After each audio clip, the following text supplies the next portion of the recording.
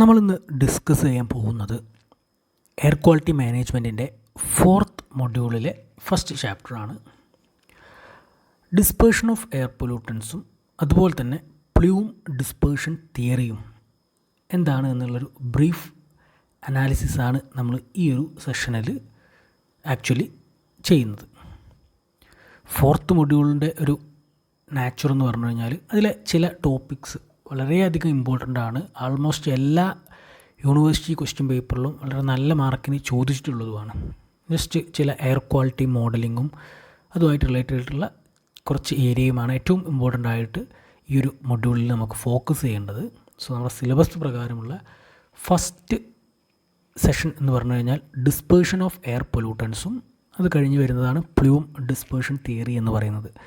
So ഈ ഒരു സെഷനാണ് നമ്മൾ ഇപ്പോൾ നോക്കുന്നത്. ഡിസ്പേർഷൻ ഓഫ് എയർ പൊല്യൂട്ടൻസ് എന്ന് പറഞ്ഞാൽ നമുക്കറിയാം, നമ്മൾ ആൾറെഡി പഠിച്ച കാര്യം തന്നെയാണ്. ഡിസ്പേർഷൻ എന്ന് പറഞ്ഞാൽ എന്താ, നമ്മുടെ എയർ പൊല്യൂട്ടൻസ് അല്ലെങ്കിൽ എയർ പൊല്യൂഷന് സംഭവിക്കുന്ന ആ ഒരു മൂവ്മെൻറ്റ്, അറ്റ്മോസ്ഫിയറിൽ ഉണ്ടാകുന്ന ആ ഒരു ഡിസ്ട്രിബ്യൂഷനെയാണ് basically dispersion of air pollutants എന്ന് നമ്മൾ പറയുന്നത്, അല്ലേ? Distribution of air pollution or air pollutants to the atmosphere.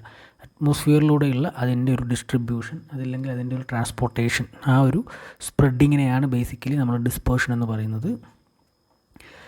It refers to what happens to pollutants during and after introduction. അതായത് നമ്മുടെ ഒരു പെർട്ടിക്കുലർ ഏരിയയിൽ നിന്ന് നമ്മൾ പല ഫാക്ടറീസ് അല്ലെങ്കിൽ പലതരത്തിലുള്ള സ്റ്റേക്സിനെ കുറിച്ചൊക്കെ പഠിച്ചു. സോ അത്തരത്തിൽ ഒരു ഇൻഡസ്ട്രീസിൽ നിന്നോ ഒരു ഫാക്ടറിയിൽ നിന്നോ ഒരു പെർട്ടിക്കുലർ എയർ പൊല്യൂട്ടൻ്റ് ഇൻട്രൊഡ്യൂസ് ചെയ്ത് കഴിഞ്ഞാൽ, അങ്ങനെ ഇൻട്രൊഡ്യൂസ് ചെയ്യുന്ന സമയത്തും അതിന് ശേഷവും എയർ പൊല്യൂട്ടൻസിന് എന്തൊക്കെ സംഭവിക്കുന്നുണ്ട്, അല്ലെങ്കിൽ നമ്മുടെ എൻവയോൺമെൻറ്റിൽ എന്തൊക്കെ തരത്തിലുള്ള ഇമ്പാക്ട്സ് ആണ് ഈ ഒരു പൊല്യൂട്ടൻസ് ഉണ്ടാക്കുന്നത് എന്നുള്ള ആ ഒരു ഡാറ്റയാണ് ബേസിക്കലി ഇത് ഇൻഡിക്കേറ്റ് ചെയ്യുന്നത്.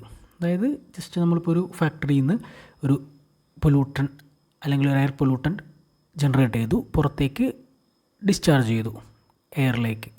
സോ ആ ഡിസ്ചാർജ് ചെയ്യുന്നതോട് കൂടിയിട്ട് എന്തൊക്കെ തരത്തിലുള്ള ചേഞ്ചസ് ആണ് ഉണ്ടാവുന്നത്, അല്ലെങ്കിൽ അതിൻ്റെ മോഷൻ എങ്ങനെയാണ്, ആ ഒരു മോഷൻ കാരണം എന്തൊക്കെ പ്രോബ്ലംസ് ആണ് ഉണ്ടാവുന്നത്, ആ ഒരു അനാലിസിസാണ് basically dispersion of air pollutants എന്ന് പറയുന്നത്.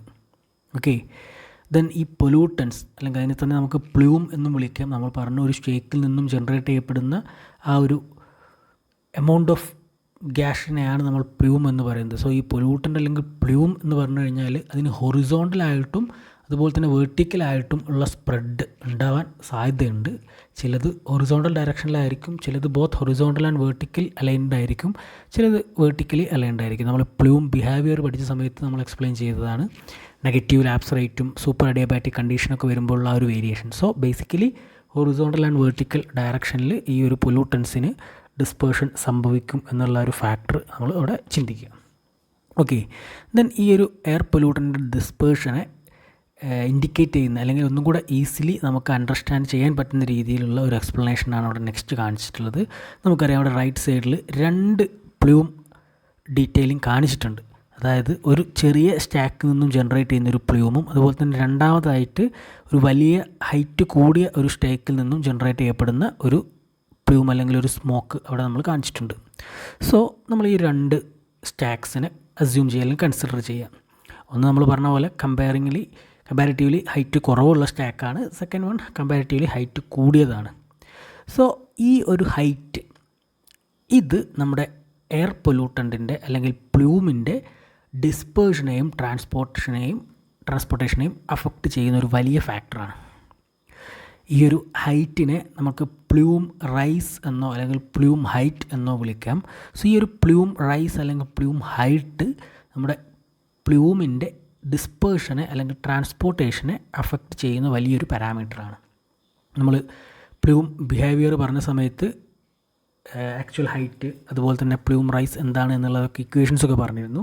സോ ആ ഒരു പ്ലൂം റൈസ് ഡിസ്പേർഷനെ അഫക്റ്റ് ചെയ്യുന്ന ഒരു മേജർ ഫാക്ടറാണ് എന്നുള്ളത് മനസ്സിലാക്കുക. സോ സിമ്പിളി നമുക്ക് ലോജിക്കലറിയാം, ഫസ്റ്റ് സ്റ്റാക്ക് അതായത് ഹൈറ്റ് കുറഞ്ഞ സ്റ്റാക്കിൽ നിന്നും ജനറേറ്റ് ചെയ്യുന്ന സ്മോക്ക് ഗ്രൗണ്ട് ലെവലിൽ വളരെ പെട്ടെന്ന് തന്നെ റീച്ച് ചെയ്യപ്പെടുകയും അതുകൊണ്ട് തന്നെ അവിടെയുള്ള ലിവിങ് എലമെൻസിന് അത് വളരെ വലിയ തരത്തിലുള്ള നെഗറ്റീവ് ഇമ്പാക്ട്സ് ക്രിയേറ്റ് ചെയ്യും അല്ലെങ്കിൽ പ്രൊവൈഡ് ചെയ്യും എന്നുള്ളത് നമുക്ക് ജസ്റ്റ് ആ ഒരു സിമ്പിൾ അനാലിസിസ് നിന്ന് മനസ്സിലാക്കാൻ സാധിക്കും. സെക്കൻഡ് കേസിൽ കമ്പാരിറ്റീവ്ലി ഹൈറ്റ് കൂടിയ ഒരു സ്മോക്ക് സ്റ്റേക്ക് ആയതുകൊണ്ട് അവിടെ നിന്ന് കുറച്ചുകൂടി ലാർജർ ഡിസ്റ്റൻസിൽ ഡിസ്പേർഷൻ അല്ലെങ്കിൽ മൂവ്മെൻറ്റ് സംഭവിച്ചതിന് ശേഷം മാത്രമേ അത് താഴത്ത് ഗ്രൗണ്ട് ലെവലിലേക്ക് എത്തുള്ളൂ. അതുകൊണ്ട് തന്നെ ആ ഗ്രൗണ്ട് ലെവലിലേക്ക് എത്തുന്നത് ഒരുപാട് ഡിസ്റ്റൻസ് കൂടി കഴിഞ്ഞിട്ടായിരിക്കും. രണ്ടാമതായിട്ട് അത്രയും ലെങ്ത്ത് ട്രാവൽ ചെയ്തെത്തുന്നതുകൊണ്ട് അതിൻ്റെ പൊല്യൂട്ടൻറ്റിൻ്റെ ഇൻറ്റൻസിറ്റിയും കമ്പാരിറ്റീവ്ലി കുറഞ്ഞിട്ടുണ്ടായിരിക്കും. സോ അത്തരത്തിൽ സെക്കൻഡ് സ്റ്റാക്ക് ഹൈറ്റ് കൂടിയ സ്റ്റാക്കിൽ നിന്നും ജനറേറ്റ് ചെയ്യപ്പെടുന്ന പൊല്യൂട്ടൻസിൻ്റെ ഇമ്പാക്റ്റ് വളരെ കമ്പാരിറ്റീവ്ലി കുറവായിരിക്കും when we are comparing with the first stack which is smaller in height. Okay, so അതാണ് ഡിസ്പേർഷൻ ഓഫ് എയർ പൊല്യൂട്ടൻ എന്നുള്ളൊരു പേഴ്സ്പെക്റ്റീവിൽ പറയാനുള്ളത്. ആദ്യം തന്നെ എന്താണ് ഡിസ്പേർഷൻ എന്ന് പറഞ്ഞാൽ എന്നുള്ള കാര്യം നമ്മൾ പറയുക. അതിനുശേഷം നമ്മൾ അറ്റ്മോസ്ഫിയറിലേക്ക് ഇൻട്രൊഡ്യൂസ് ചെയ്തതിന് ശേഷം വരുന്ന എന്തൊക്കെയാണോ ഫീച്ചേഴ്സ് അതാണ് ബേസിക്കലി ഈ ഒരു ഡിസ്പേർഷൻ കൊണ്ട് റെഫർ ചെയ്യുന്നത് എന്നുള്ളൊരു കാര്യം ഇൻഡിക്കേറ്റ് ചെയ്യുക. അതിനുശേഷം ഈ ഒരു രണ്ട് സ്റ്റേക്ക് സ്മാളറായിട്ടുള്ളതും ലാർജറായിട്ടുള്ളതും രണ്ട് സ്റ്റേക്കുകൾ വരച്ചതിന് ശേഷം അതിൻ്റെ ആ ഒരു കമ്പാരിസൺ എക്സ്പ്ലെയിൻ ചെയ്യുക. ഇത്രയും കാര്യങ്ങളാണ് ഡിസ്പേർഷൻ ഓഫ് എയർ പൊല്യൂട്ടൻസ് എന്നുള്ള ഒരു സെഷനിൽ നമുക്ക് പഠിക്കാനുള്ളത്. അതിൻ്റെ കൂടെ തന്നെ നമ്മൾ ഡിസ്കസ് ചെയ്യുന്ന മറ്റൊരു ടോപ്പിക്കാണ് plume dispersion theory. Plume dispersion theory എന്ന് പറഞ്ഞാൽ ജസ്റ്റ് എന്താണ് ഉദ്ദേശിക്കുന്നത് എന്നുള്ളൊരു അനാലിസിസ് മാത്രമേ നമ്മളിവിടെ ചെയ്യുന്നുള്ളൂ. നമ്മൾ അതിലുള്ള ആൾമോസ്റ്റ് എവരി പോയിൻറ്റും നമ്മൾ ആൾറെഡി പഠിച്ചതാണ്. അതായത് ഡിസ്പേർഷൻ ഓഫ് പ്ലൂം എന്ന് പറഞ്ഞു കഴിഞ്ഞാൽ നമ്മൾ പറഞ്ഞു ഏതെങ്കിലും ഒരു പെർട്ടിക്കുലർ സ്റ്റാക്ക് അല്ലെങ്കിൽ ചിമ്മിയിൽ നിന്ന് ജനറേറ്റ് ചെയ്യപ്പെടുന്ന ആ ഒരു പൊല്യൂട്ടൻസിനെയാണ് നമ്മൾ പ്ലൂം ഡിസ്പേർഷൻ എന്ന് പറയുന്നത്.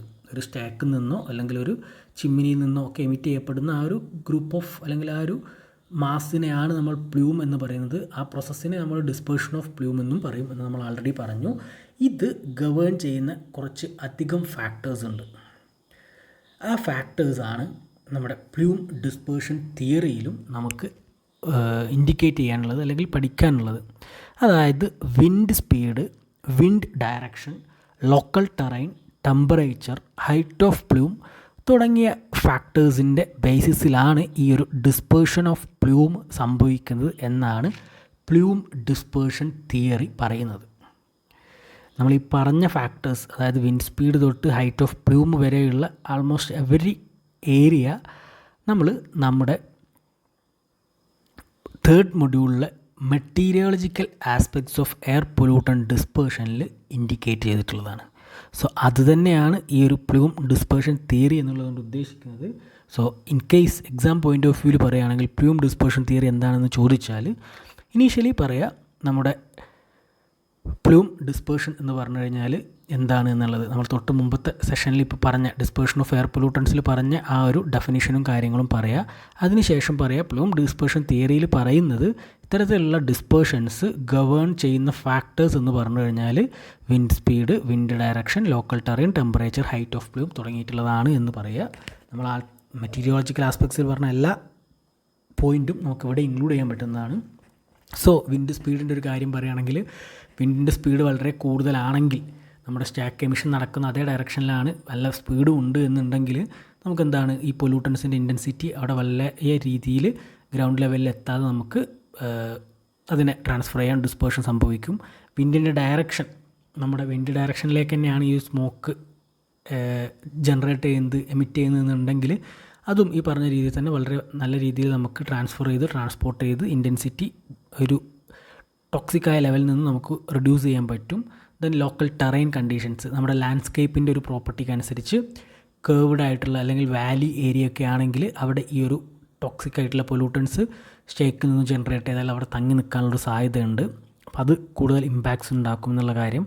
ദെൻ ടെമ്പറേച്ചറിൻ്റെ കേസ്, നമ്മൾ ടെമ്പറേച്ചർ റിലേഷൻഷിപ്സൊക്കെ തേർഡ് മൊഡ്യൂളിൽ പഠിച്ചതാണ് ഡീറ്റെയിൽഡ് ആയിട്ട്. ആ കാര്യങ്ങളെല്ലാം നമുക്ക് ഈ ഓരോ ഫാക്ടേഴ്സും എക്സ്പ്ലെയിൻ ചെയ്യുന്ന സമയത്ത് പറയാൻ പറ്റും. അതുപോലെ തന്നെ ഹൈറ്റ് ഓഫ് പ്ലൂം എന്ന് പറയുമ്പോൾ നമ്മളിപ്പോൾ പറഞ്ഞ സ്റ്റാക്കിൻ്റെ ഹൈറ്റ് വെച്ചിട്ടുള്ളൊരു കമ്പാരിറ്റീവ് സ്റ്റഡിയോ കാര്യങ്ങളൊക്കെ ഇൻക്ലൂഡ് ചെയ്താൽ അത് വളരെ നല്ല രീതിയിൽ തന്നെ നമുക്ക് എക്സ്പ്ലെയിൻ ചെയ്യാൻ സാധിക്കും. സോ ഇത്രയേ ഉള്ളൂ പ്ലൂം ഡിസ്പേർഷൻ തിയറി എന്ന് പറഞ്ഞാൽ നമ്മൾ തേർഡ് മൊഡ്യൂളിൽ പഠിച്ച കാര്യങ്ങളും ഇപ്പോൾ പ്ലൂമിനെ കുറിച്ച് പഠിച്ച ആ കാര്യങ്ങൾ തന്നെയാണ് വരുന്നത്. അത് അതിൻ്റെ ഒരു ഓർഡേർഡ് ഫോമാറ്റിൽ എഴുതുക എന്നുള്ളത് തന്നെയാണ് ഈ ഒരു സെഷനിൽ നിന്നും ക്വസ്റ്റ്യൻ ചോദിച്ചാൽ ചെയ്യാനുള്ളത്.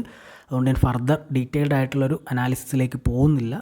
ജസ്റ്റ് എന്താണ് പ്യൂം ഡിസ്പേർഷൻ എന്ന് പറയുക. അതിനുശേഷം പ്യൂം ഡിസ്പേർഷൻ തിയറിയിൽ പറയുന്നത് അത് കുറച്ച് ഫാക്ടേഴ്സിനെ ഗവേൺ ചെയ്യുന്നുണ്ട്, അല്ലെങ്കിൽ ഗവേൺ ചെയ്യുന്ന ചില ഫാക്ടേഴ്സ് ഉണ്ട് എന്ന് പറഞ്ഞിട്ട് ആ ഫാക്ടേഴ്സ് ഏതൊക്കെയാണെന്ന് നോട്ട് ചെയ്യുക. അതിനുശേഷം ആ ഓരോ ഫാക്ടേഴ്സ് എന്തൊക്കെയാണെന്നുള്ളൊരു എക്സ്പ്ലനേഷൻ കൊടുക്കുക.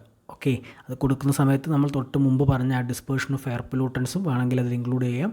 ആ 2 സ്റ്റേക്സിൻ്റെ കാര്യങ്ങളെല്ലാം അതിൽ ഇൻക്ലൂഡ് ചെയ്തുകൊണ്ട് ഒരു ഡീറ്റെയിൽഡ് ആയിട്ടുള്ള നോട്ട് പ്രിപ്പയർ ചെയ്യുകയാണെങ്കിൽ എക്സാം പോയിൻ്റ് ഓഫ് വ്യൂവിൽ നമുക്ക് ഈ ഒരു സെഷനിൽ നിന്ന് ഫുൾ സ്കോർ തന്നെ അറ്റൈൻ ചെയ്യാൻ സാധിക്കും.